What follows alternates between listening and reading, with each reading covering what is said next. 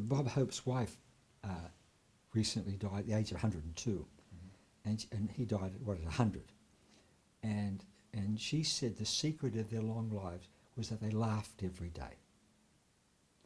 And my question is, how easy is it for a doctor to laugh? There's not much in a doctor's life, as it usually is, that causes laughter. A first day as a medical student, as first year medicine, on orientation, we're taking into an autopsy, and the body is ripped open, and there it is, and they cut off the head, and they shave off they cut off the skull, and so forth, and they take off this intestine, and they put it like a hose, and they flush it out, and so I mean that's our first day there. We had and they showed us our first day a colour film, which was rare then, of a caesarean section, and one of the prospective students had an epileptic fit, and the dean told him to not do medicine. You know what I mean? So there's not much to laugh at when you see your patients suffer and die. I knew a paediatric oncologist, and I think I have these numbers right. He said, I've treated 30,000 children and I've seen 15,000 of them die. Now, where's the laughter? You see? And look what I see, the people who want to die, who don't want to live, who don't want to embrace life, who want their spouses to die, and all the horrible stories that I've been saying to you, you know, and it's not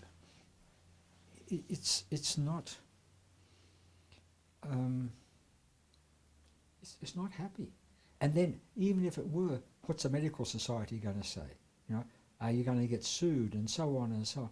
It's not happy. There's no laughter. There's no joy. There should be. And I'll use that word later. There should be joy. And the more altruistic you are, the more joyful you should be. But where is it? You know, yes, there are wonderful, exhilarating moments. There are moments of great joy. I don't mean when the operation is a success, but much more than that. When the patient's life at the deepest level is now a success, you know? And those do occur, but particularly as I look deeper and go under the surface, it gets harder to be satisfied with the superficial joy. Oh, now he has a good urine flow, well, that's the end of his problems. Well, in a way, it's almost just the start of them from another point of view, and so on. Now, so what am I supposed to do? I think Chaucer, they said about Chaucer saw all the follies of human nature and he laughed. And I think it's what you have to do. Somehow or other, not at the patient, would be nice, and sometimes it could happen, you laugh with the patient, but at a deeper level, at a more philosophical level. You just see it as the passing show. You just see it as what is happening. You know, and there is an ability to not be jocular, but I don't know how to put it, but in a way to be joyful. It's like when I'm painting, I often find myself suddenly laughing. It's like Wordsworth said, like surprised by joy. It's like all of a sudden I'm listening to music and I'm laughing. I'm not making myself laugh. I haven't thought of anything funny. It's just laughter coming out. This joy, this happiness, you know, this joy. But it's hard to find it in medicine. I think in some ways it's even harder to find it in dentistry than medicine, for many reasons. But because you're so close to the patient, and I shouldn't say worse, but it has its own problems. So there's Chaucer's laughter. There's the Divine Comedy. It's not to laugh at at the patient. But if we don't have some sort of philosophy, it's hard to accept it. And laughter is a way of sort of releasing the inbuilt sort of the inbuilt tension,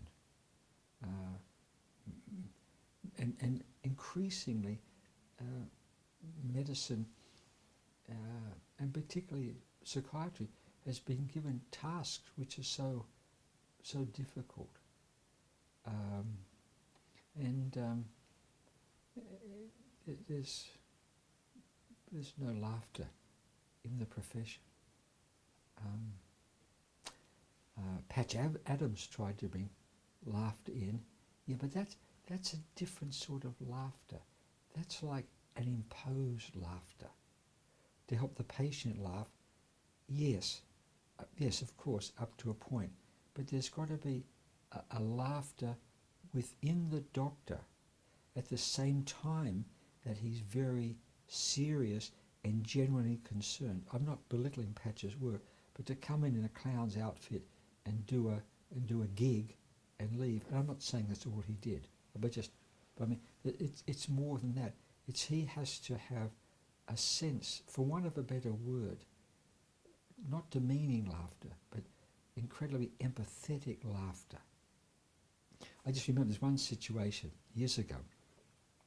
I just saw this woman recently after many, many years. She came back to see me at an art show I had. And she had a very paranoid sort of woman, but functioning well, but very paranoid. And and she was a black belt in karate. And one day in my office, she just turned horrendous. And she came at me to attack me in full karate sort of stance, and she's coming at me. What the bloody hell to do? And I laughed. And she laughed and we hugged each other. And I reminded her of this just recently. I saw her. It was all to do was to laugh. And and when I'm painting, as I say, I can find myself laughing. I had a wonderful experience. This primary school teacher showed her kids one of my some of my paintings or paintings, and they said, "What does it make you feel?" And they said, some said it makes me feel happy, others said it makes me feel peaceful. And she said, "What do you think about the person who painted it?" They said, "Oh, he must have been happy." Well, I am happy with every painting, with every photograph, with every poem, with all my writings. I am happy. So I suppose that's a sense the joy of it. But medicine is not a laughing matter, and we need to be helped to laugh. As I say, not an imposed laugh, not a Bob Hope joke or something, but coming from some deeper place. And laughter, to me, at this deeper level, is a sort of a release, not out of something, but into the Tao, the way, our life, whatever it may be. It's a laughter which is inside, which is saying this is how it goes, and in a way there's nothing to do but laugh.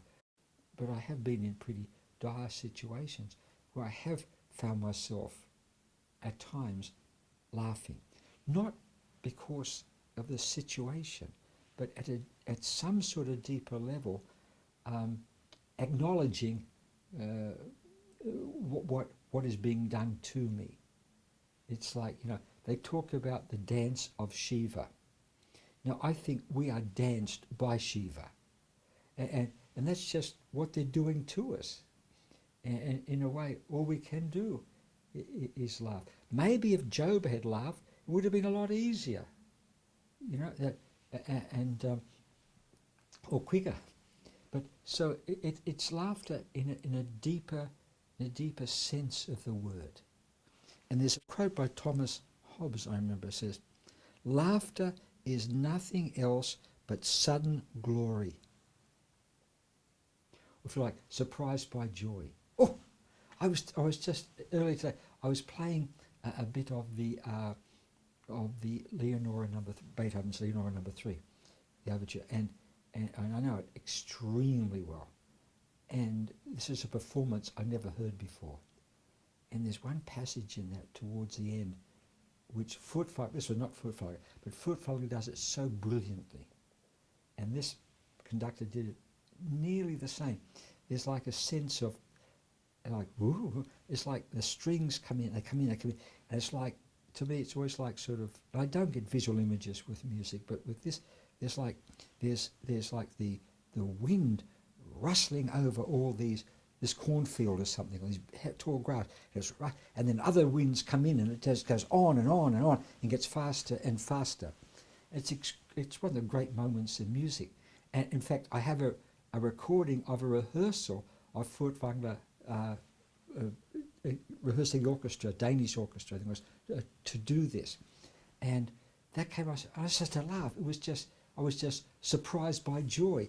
It was a sudden glory, you know, and so, in a way, I hope that's what I wish I could say. That's what my paintings, my photographs, and so forth are, which would be nice if this was the same thing. Some sort of, the person got some sort of sense of sudden glory or something, like these little kids sort of got from my painting. But there's, so if you can just sit back and see what this, the victimization of this poor patient, what is happening to her and so forth, but underneath you see the glory of existence. You see that all is the Tao, all is whatever you want to call it. This is how it's going. This is it, and you're just floating along with it. And there is this, and there is in a sense a glory.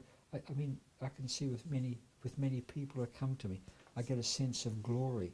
I had a situation just recently. This woman, a very talented musician, but with a terrible instrument for her. And suddenly she starts, the first time in her life, she starts to play the double bass. And she's smiling and she's laughing. And there's a sense of glory. There's a sense of glory in the room.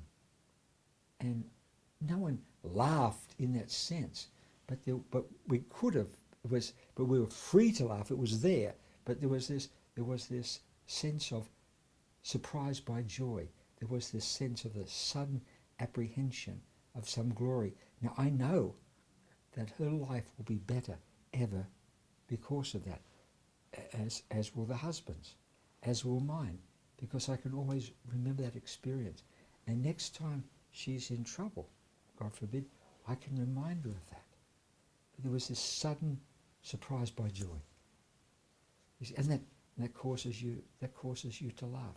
It doesn't mean, oh, now I can walk when before I couldn't. Yes, fine, that's a laugh. But that's definitely a laugh. But there's a deeper level. It sort of goes with the philosophy. It goes, which you can't state, but it's somehow a knowing. It's when you know something deeper, as Chaucer sort of knew, as Dante. There's something deeper, and that's what we need to help doctors have, because they desperately need it, as of course do the people who come to see them.